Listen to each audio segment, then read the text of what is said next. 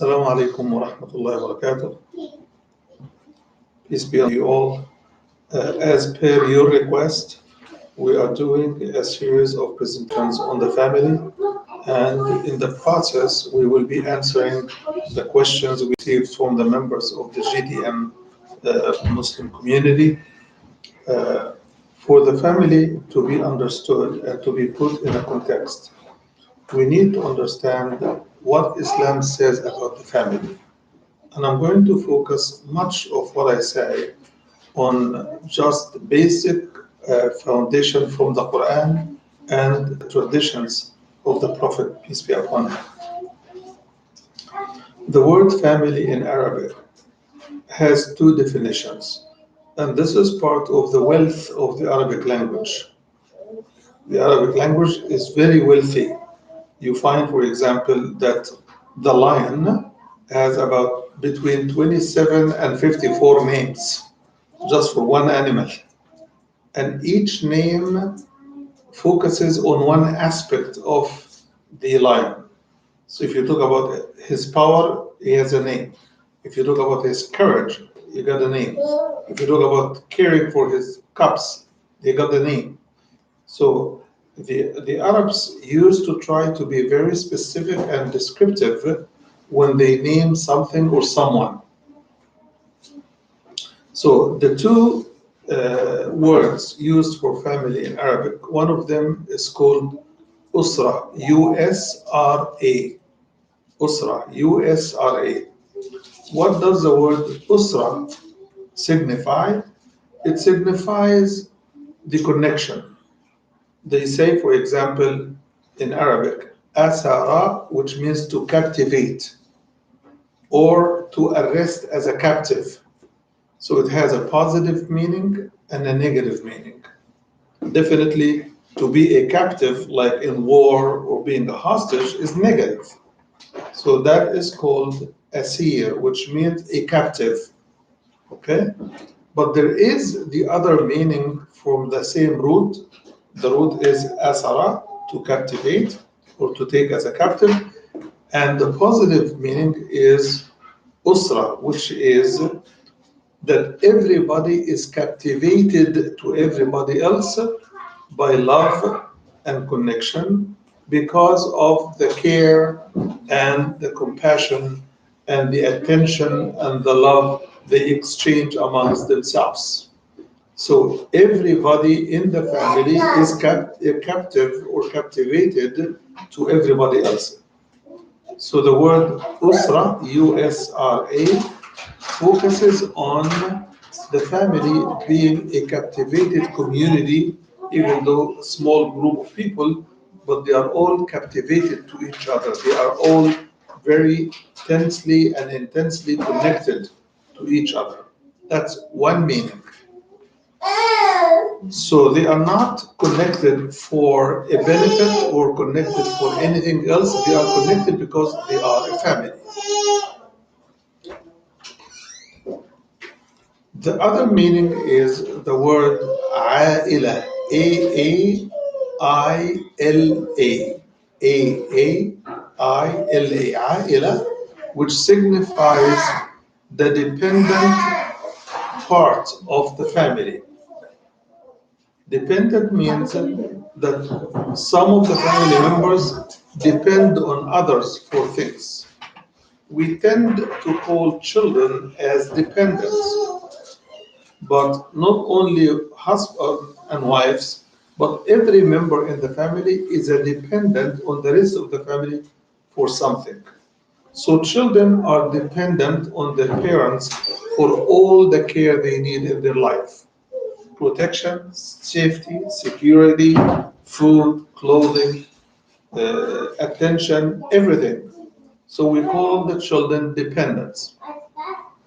As much as the wife is dependent on her husband for protection and maybe finance and maybe other things as well, the husband also is a dependent on his wife.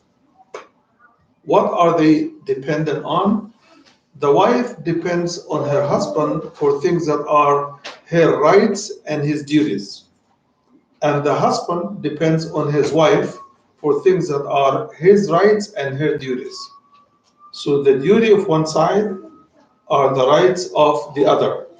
So we are all interdependent. We depend on each other. Even parents can become dependent on their own children, as to when the parents grow old and maybe frail and needy, they depend on their children back to become the caretakers and even the providers. So when Allah admonishes us and advises us to take care of our dependents, it is a game that we get to be beneficiary of later on or under certain circumstances. So even parents who are not old or frail, but maybe suddenly they got afflicted with a disease, they depend on the rest of the family for help, care, medical attention, and some even hygiene service.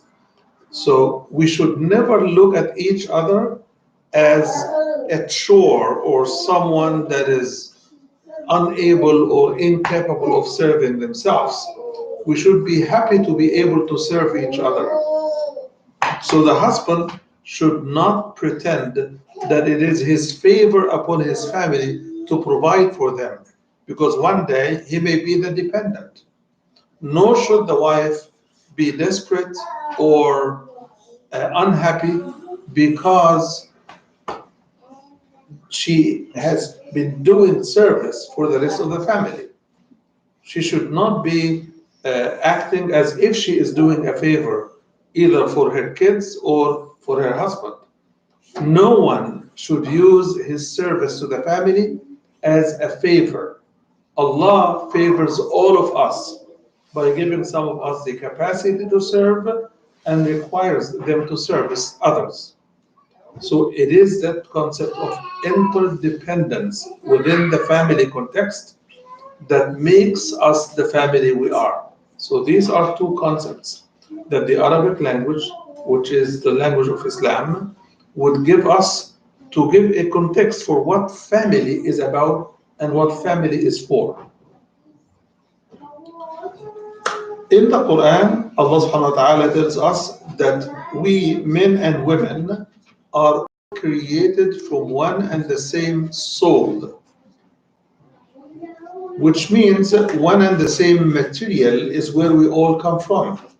We all come from each other, males and females. Every male is born to a female, and every female is born to a male.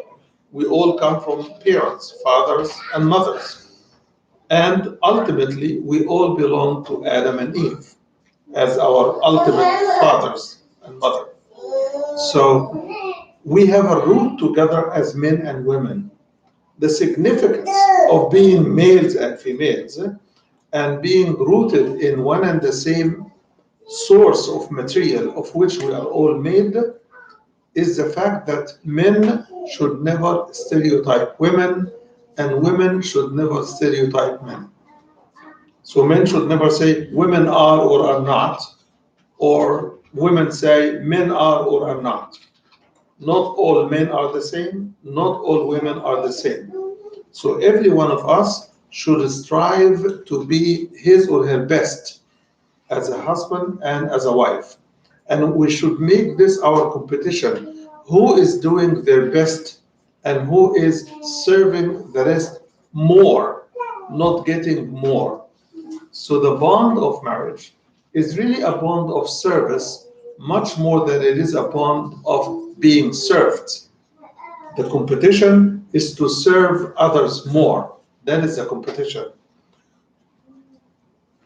So Allah says that He has created us from one and the same soul. The other significance that comes out of this statement of the Quran is the fact that since the soul is the house of desires and the house of wants, right? And the house of feelings and stuff, then we all feel the same and want the same. Maybe at different times we need something different, but ultimately we all want one and the same list of things. Men and women desire to be respected. They want their families to be respected. They want their word to be respected. They want their needs to be met. They want to be treated nicely. They want to get each other's support. So we all, men and women, want one and the same list of things, even though there could be times when women are in more of a need at certain point than men and vice versa, but we ultimately need each other's support, each other's love, each other's tolerance, and each other's care. This is what we call my expectations. So if you have a list of expectations as you get married and you want to introduce yourself to someone, it is important to note that your list is their list, whether you are a man or woman. You want to be loved, they want to be loved. You want to be cared for, they want to be cared for. You want to be serviced, they want to be serviced. So all what you want is what they also want. So let us not make a competition that I'm not getting what I want. Allah tells us in the Quran indirectly that we are selfish creatures. Men and women, humans, are selfish creatures. He tells us whatever you do of goodness, it is for your own self. Why does he tell us that? Because he knows we are selfish. Selfish. If we don't get the benefit of what we do, we're not going to do it. He knows this. So he's telling us whatever you do of service to others, it is for your own benefit. Even though, for example, you may donate some of your hard earned money to help someone get over a crisis, but the benefit ultimately is yours. Why? Because Allah will also get someone to help you when you become in need of help, financially or morally or any other way. So, whatever you do of good, it comes back to you, and Allah would accept it if it is done for His sake. So when I serve my family, I should have my focus and my intention and my devotion of my work to Allah, because He is the one who could keep it and reward it in a timely fashion.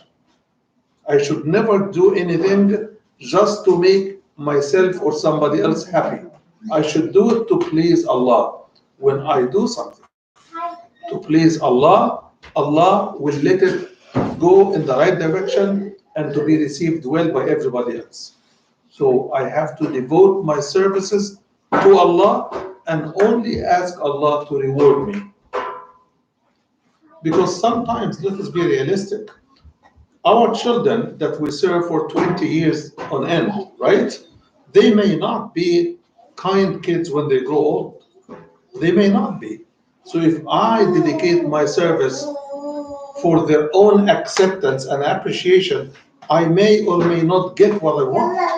But if I dedicate my service to Allah and ask Allah to make them kind, Allah will help me and He will make them kind to me.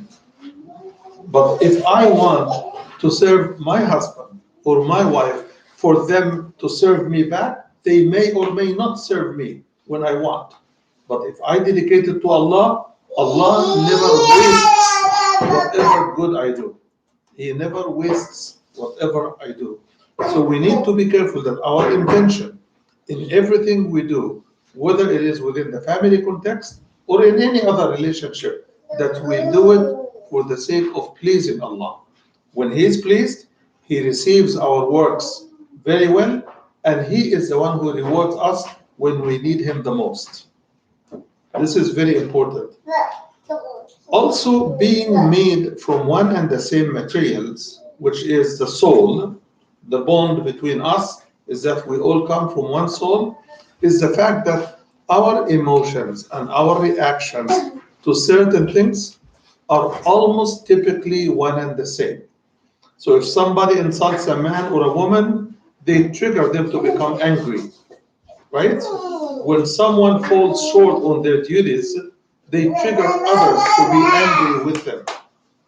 Okay? So we have to be careful not to be negative triggers in our life. We should always be triggering and inspiring the best emotions and the best reactions from people by seeking what is pleasing to Allah and by doing our duties. The other element of being made from one and the same material, which is the soul, is the fact that we have to respect each other's expectations and needs. So, for example, I am a husband, and I know that my wife goes through monthly cycles in which she doesn't have much control over her emotions, her reactions, her self control. I should be respectful because this is how she becomes a mother. This is how she does her role as a mother. So I should be respectful. I should be calm during this period. I should be tolerant. I should be accepting. I should be supportive. And I should not hold anything and everything against my wife during that period. So we have to be careful that we are considerate and sensitive towards each other. Talking about sensitivity, the most we behave sensitively towards each other is when we are engaged. Men and women, when we are young and we want to get married, we want to be accepted, what do? We become extremely considerate to each other. So, an engaged person to any brother or sister, they do not engage in fights. And I want to tell you something. If you start fighting with your potential or prospect during engagement, do not marry that person. One more time. If you fight with your prospect, your fiancé, man or woman, do not marry them because if you are fighting during engagement, what's going to happen after marriage? It's going to be more fights. Either you have a bad temper or he has a bad temper or both of you have bad temper. Or at least you're not meshing. Why am I saying this? Because during the engagement period, everybody who is rational tries to put their best foot forward. So if their best foot forward is a fight, then what if the next foot comes forward? So one has to be careful. During engagement, if there is any fight, try to withdraw peacefully and break it off at that point. Because what's coming after is worse. Why do people become their nicest when they are engaged and they become their worst after getting married? And that's most of our people. Most people are like this. Because if they show their negative side during engagement, they will scare off and turn off the other side. So they will not get married. So everybody tries to keep their best foot forward all along during engagement. Then the question remains, why do people change after marriage? It is a deliberate issue. They change based on their own philosophy and calculations.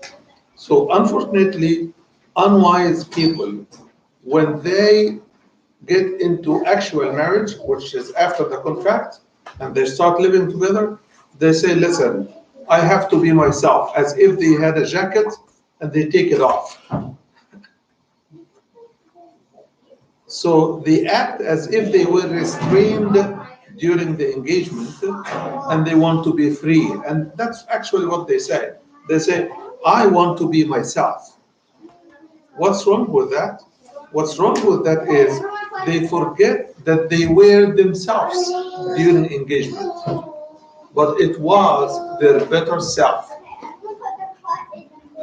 Because every one of us has two sides to themselves, the good side, the righteous side, and the wicked side.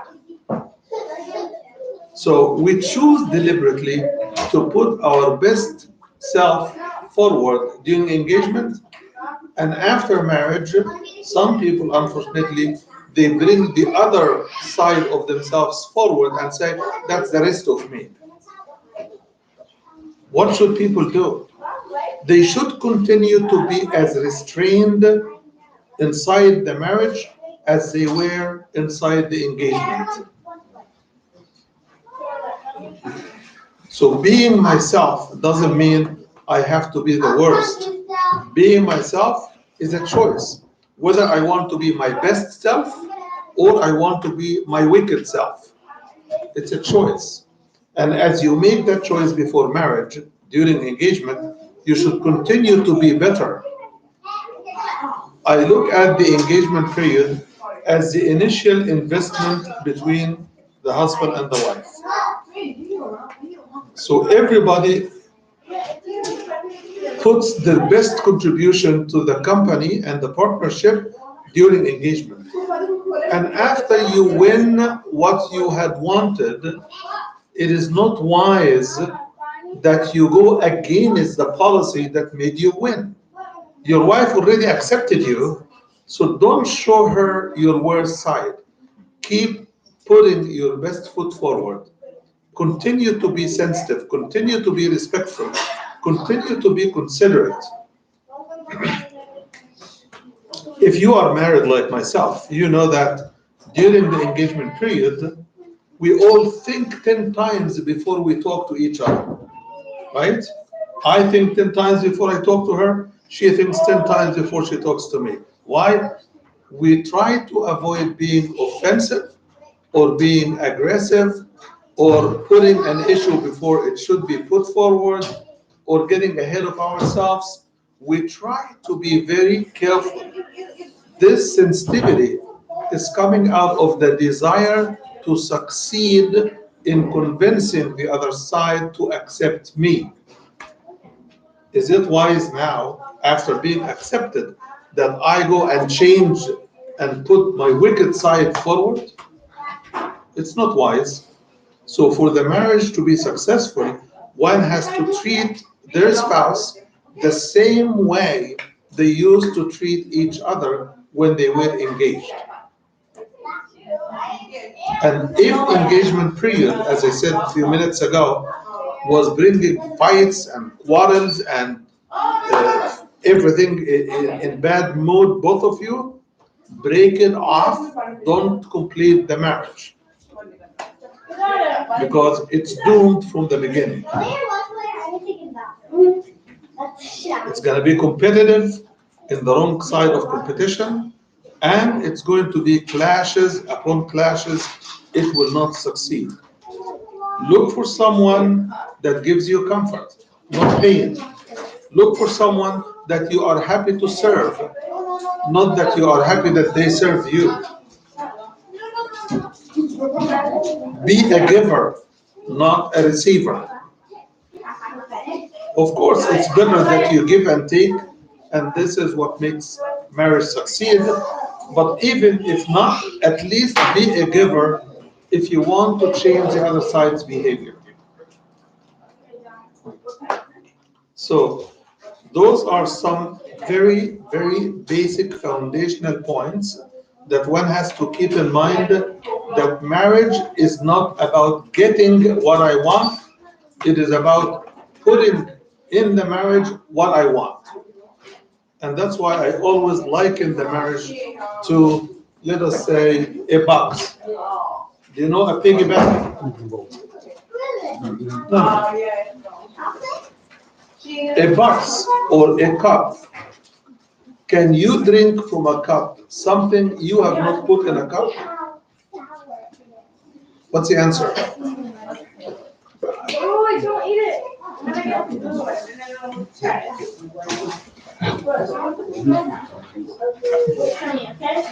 I have to put something in there. Yes. Can you eat from a plate where you did not put food in?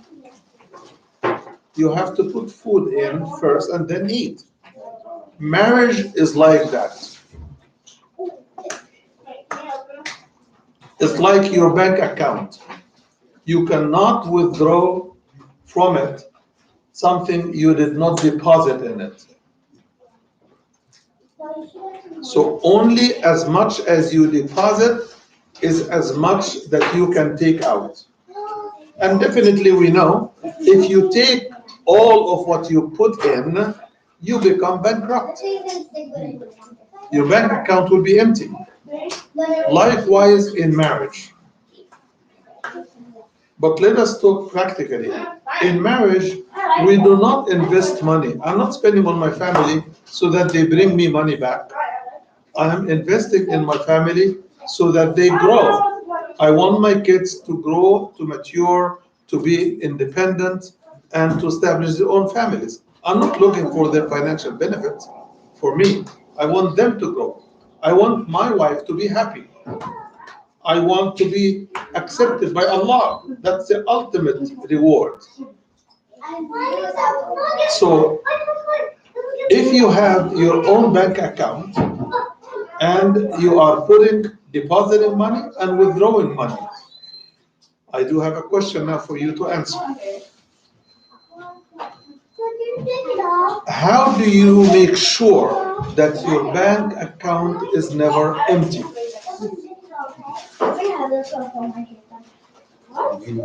You keep depositing. You keep depositing, but you keep also taking out because you use money. So how do you make sure that you always will have something in your bank account?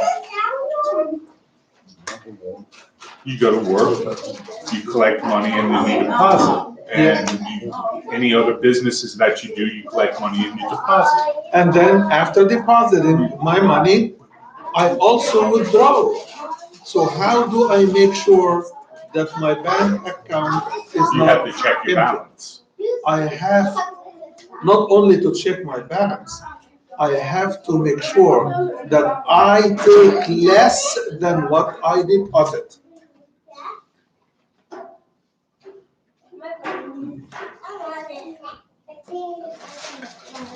Marriage, Can I ask a question? let me finish the idea first for everybody. So I have to put more and take less. Because if I take all what I put, the bank account will be empty. Right? So next time I want to get something, I will find nothing.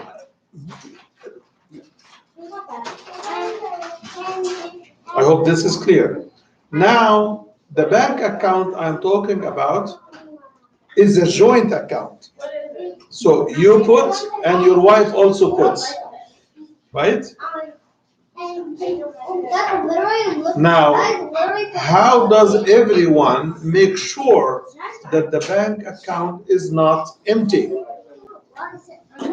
When it was my account alone, I could save myself and keep the account active and with some money by controlling how much I put and how much I take. Could you please have the kids? Because it's very noisy.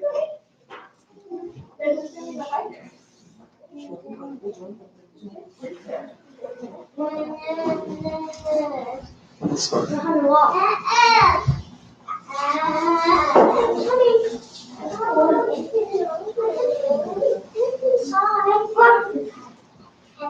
Thank you. So when the bank account was mine alone, I have more control over what's in the bank and what's not.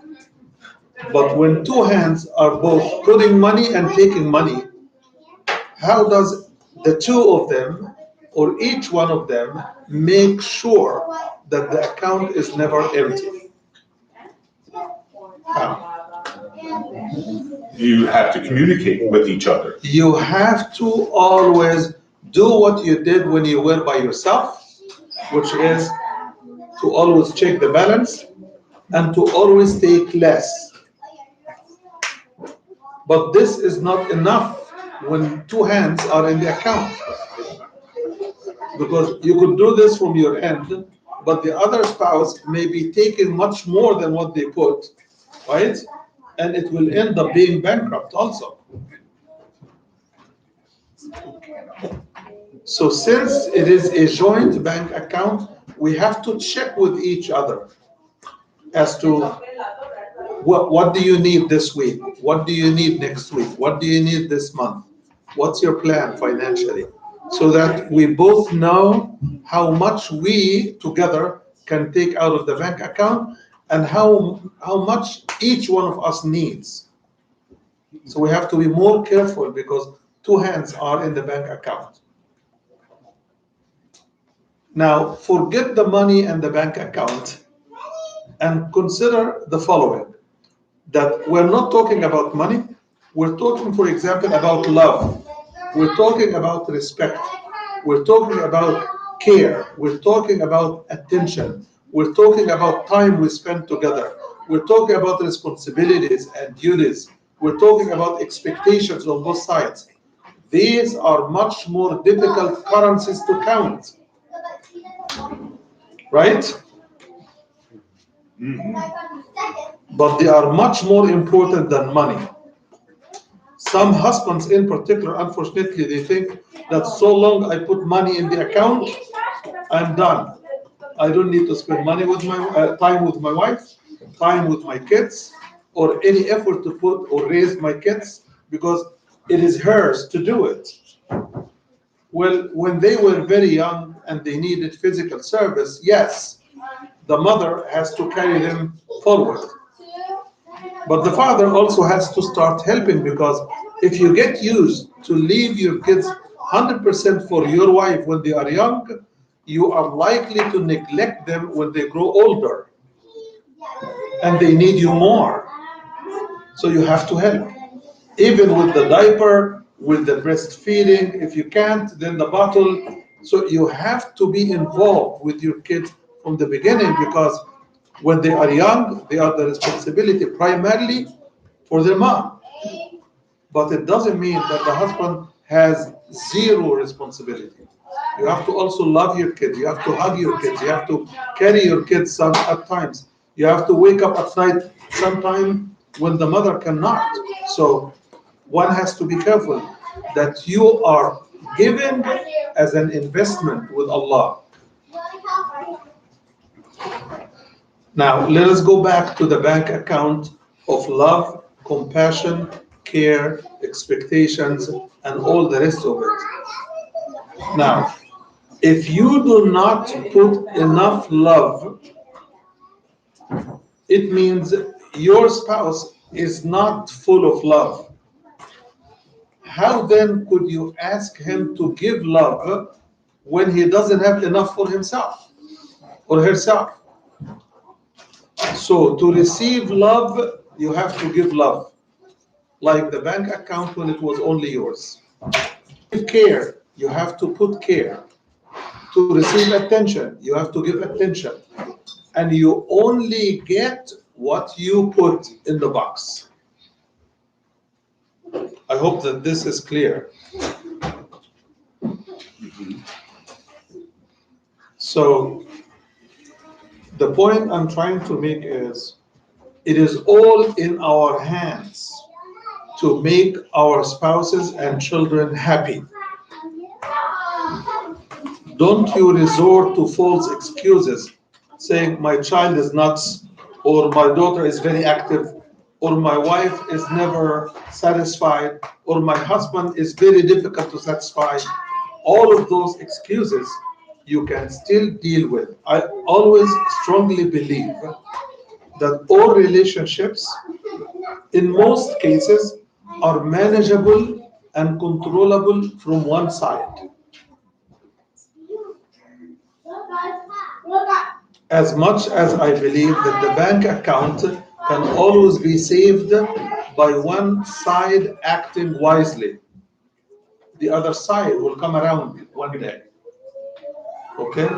So I believe for those among us, brothers or sisters, who want to control their family life, your key to controlling your family life is to control your tongue, your eyes, your ears, your hands, your physical expressions, your features on your face, your demeanor, your meeting your duties and responsibilities.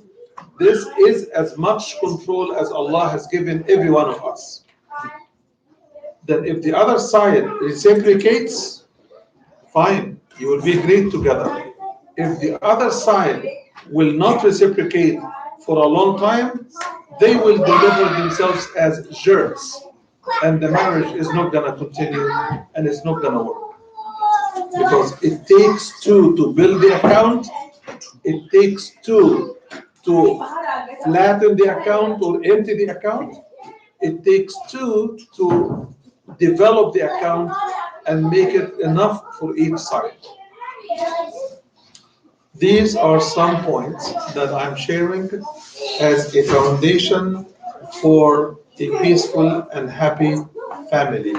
We will talk about the rest next time, inshallah. But I hope that you come on time so that we can take some of your questions and entertain the questions we have got. I will continue to lay the foundation for a happy family as long as it takes us, because the foundation gives us a perspective about the rights and the duties between the husband and the wife.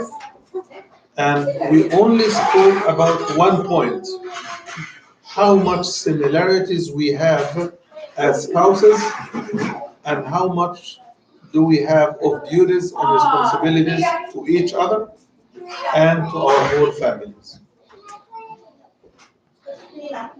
I think we have 6 minutes to go. I'm going to entertain some of the questions that you have sent if I can. So I will start off with the latest question I got from Sister Alaf.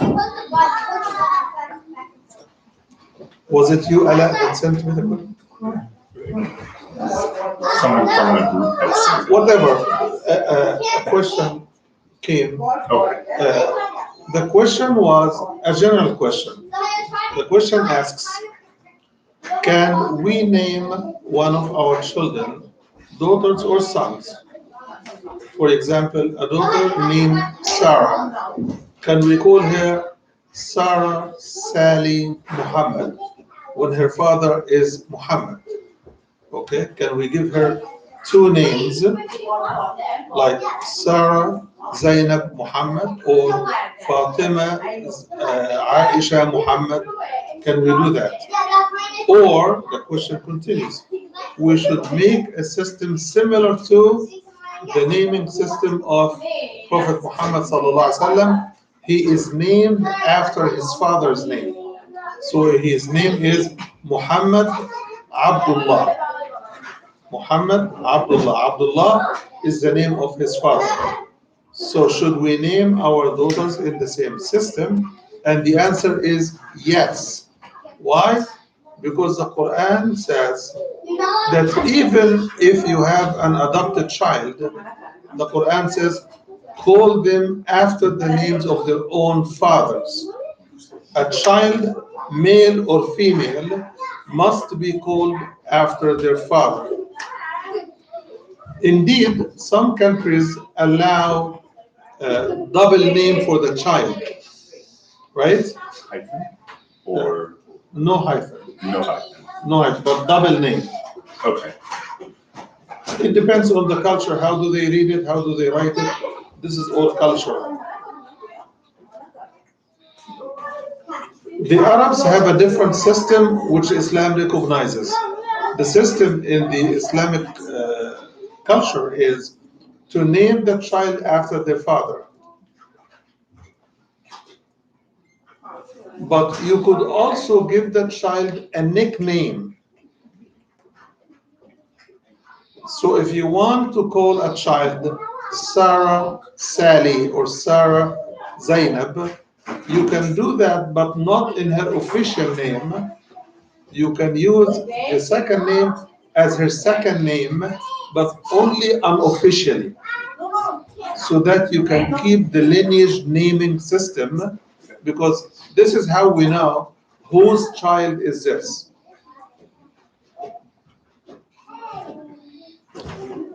Let me explain something that we may not be aware of. Can someone just control the noise for the kids, please? Sorry about that.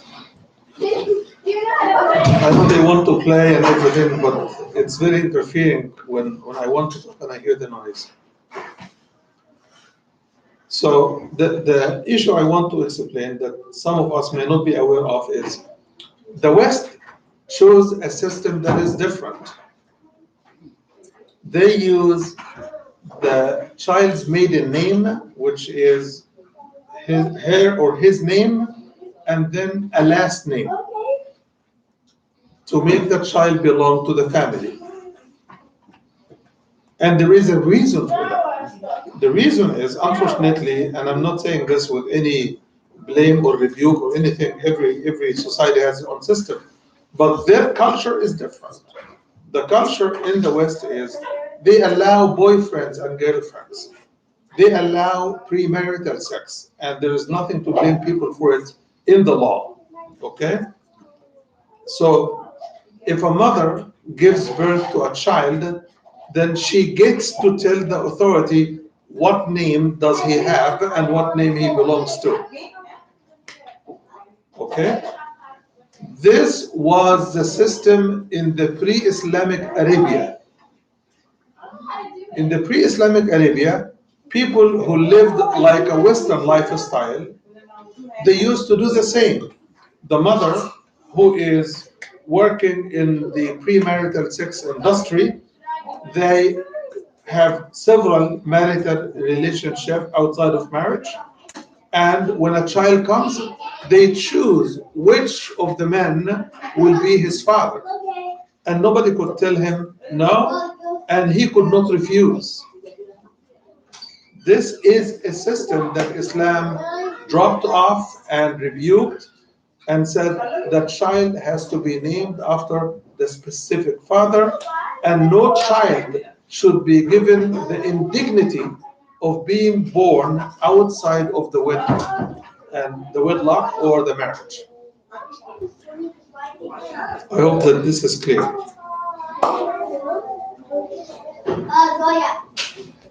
I'm sorry, I will not be able to take more questions on this. Uh,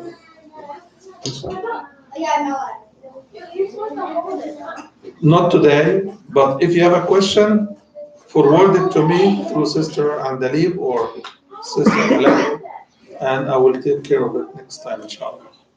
But next time, if we continue with the family life issues, then I would like for everybody to attend on time so that you don't miss the primary foundation on which we are going to be building. Because to answer a question, I need to have a joint foundation. I don't want to come like a helicopter pilot jumping with a parachute with the goodies and you don't know where I'm coming from. Okay? Then you will be questioning Islam itself. Why not and why this and why that? But I want you to be privy and acquainted with the foundation and the rules before we can answer all the questions you may have. Inshallah. Okay? Thank you very much. So I will need to hear from you and the or Alat as to whether next time is going to be Quran or family. So it's up to you, it's up to the group. You tell me and I will oblige.